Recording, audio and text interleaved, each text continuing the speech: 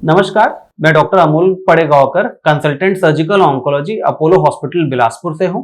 हमारे cancer series के 5वें भाग में हम ये जानेंगे कि ऐसे कौन से लक्षण हो सकते हैं जिससे हमें यह समझ में आए कि मैं या मेरे परिवार का कोई व्यक्ति कैंसर से ग्रसित है।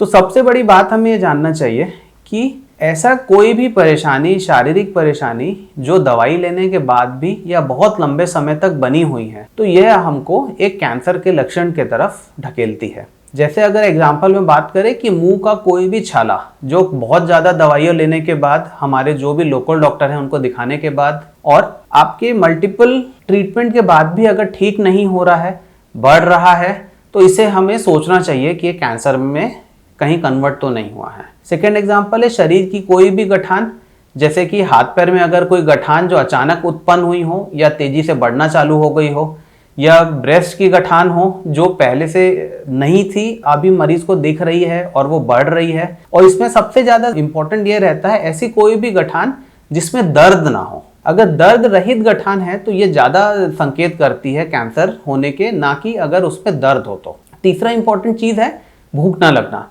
आप नॉर्मल थे, अब आपको भूख नहीं लग रही है।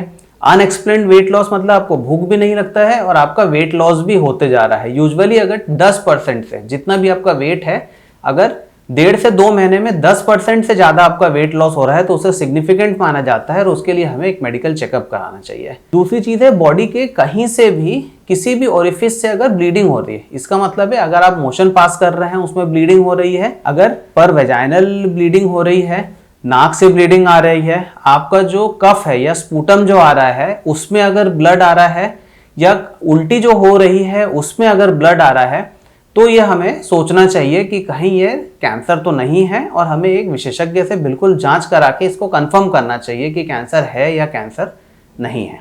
धन्यवाद।